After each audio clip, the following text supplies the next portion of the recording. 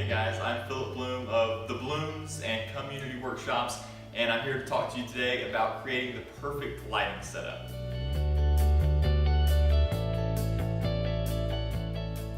Now, of course, creating a lighting setup is subjective. It's going for the look, the style that you like, but you want to know all the aspects of lighting so you can create something classic, traditional, contemporary, commercial for whatever client you have, what they might be looking for, but also understanding those rules so that you can break them, so you can create your own style, but starting from the fundamentals. So I want to go over those fundamentals of my lighting setup, or any traditional lighting setup, and then at the end of this I want to talk specifically about fill lighting. If you read my article this month, I kind of left it open to explain 3 ways to use a fill light to really take your lighting setups to the next level.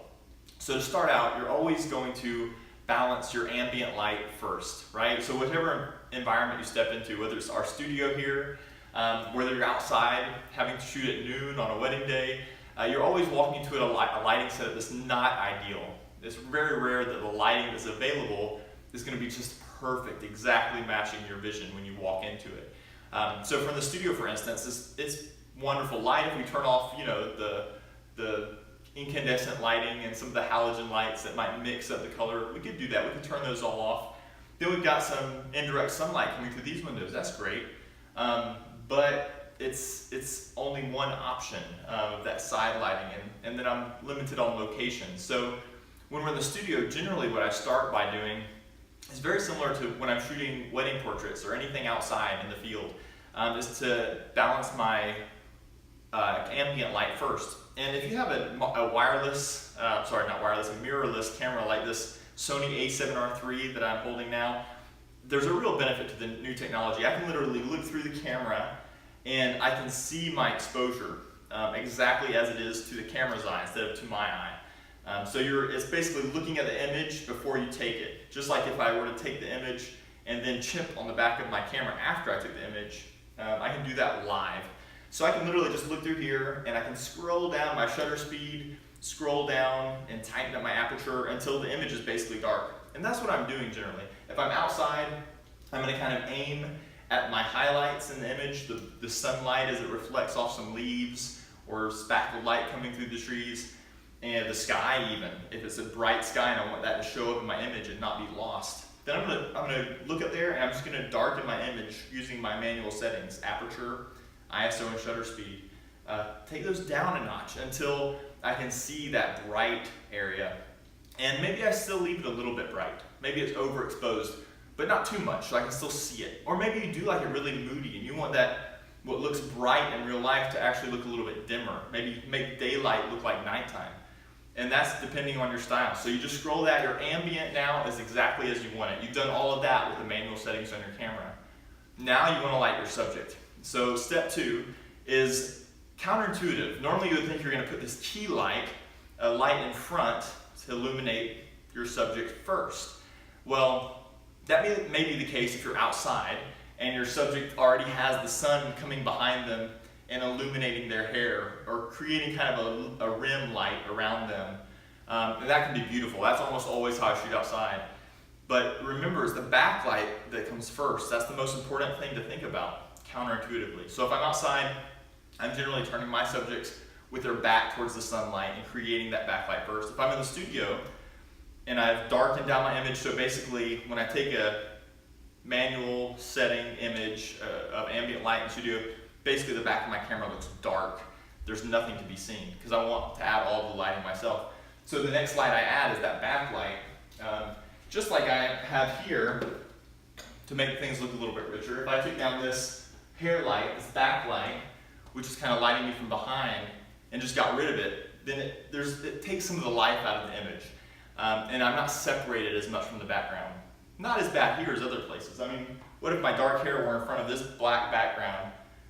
Particularly if your exposure is low, then I might blend in to that background. So having a backlight is just going to add that 3-dimensionality, that shape to your image, and that's going to be the next thing. Now you could use a big light like this Studio Alien B, or if you're going on the high end, maybe a Pro Photo light, something very powerful. But you don't need to use that for your backlight. In fact, your backlight, just by nature of light's properties and how it works, light looks brighter when it's coming at you, when it's coming at your camera. So you can really just use a small flash, even in brighter situations, as your backlight. And it's going to look about 2 stops brighter than it normally would if you were using it as a key light, just by virtue of the fact that it's behind someone.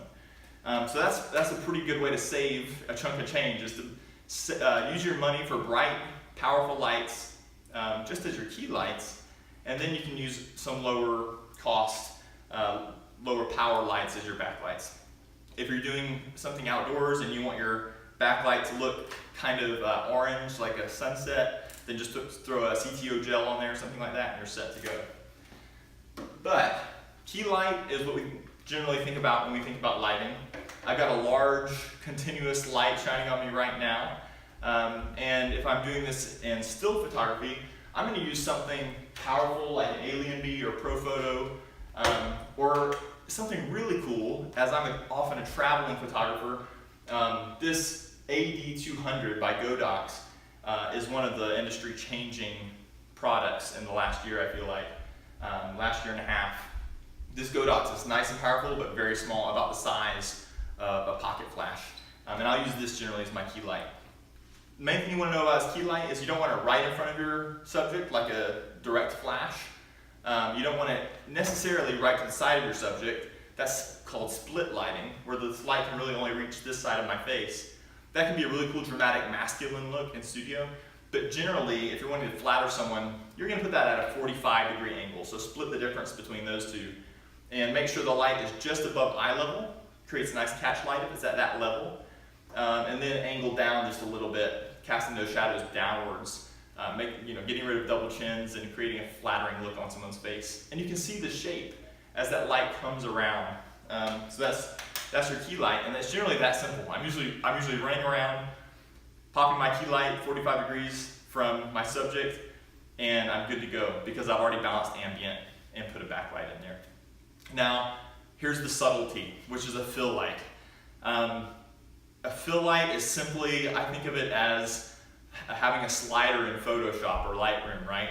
So you want to bring up the shadows, but if you do that in post-production, you lose some of the quality of the image. You also end up applying a lift in the shadows to everything, your background and everything around, which creates kind of an unnatural HDR look, rather than just creating that beautiful lighting on your subject and letting the ambient light in the environment speak for itself. So don't get overly concerned about fill light. There are a couple of mistakes people make, but it's very easy. There's 3 ways to create fill light. One easy way is a reflector like this. In the studio, you'll often have them up under your subject if you have a hard downward angle of light in front of them, because it's just going to bounce off of this and fill in the shadows under here.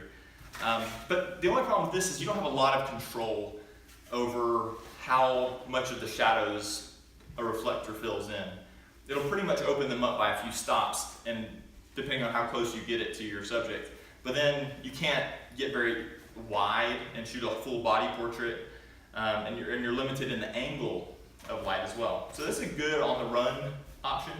But what I prefer is actually have a separate light, and I'm usually doing this in studio, rarely taking the time to do it on a wedding day as we rush from shot to shot. But when you have the time for what you want to create a really commercial look, this light will actually be pretty direct. So imagine I've got this light over here that's shining on my face right now. If I turn, you can see the light's not really reaching this side of my face, but it's hitting me right there. Now, you're the cameraman, so you're looking at me.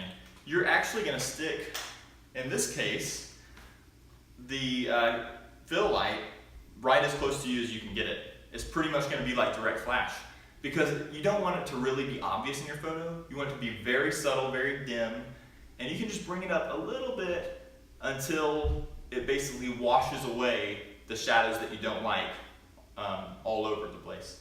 Now, you don't want that to be a very hard light either, so I'd recommend always softening your fill light.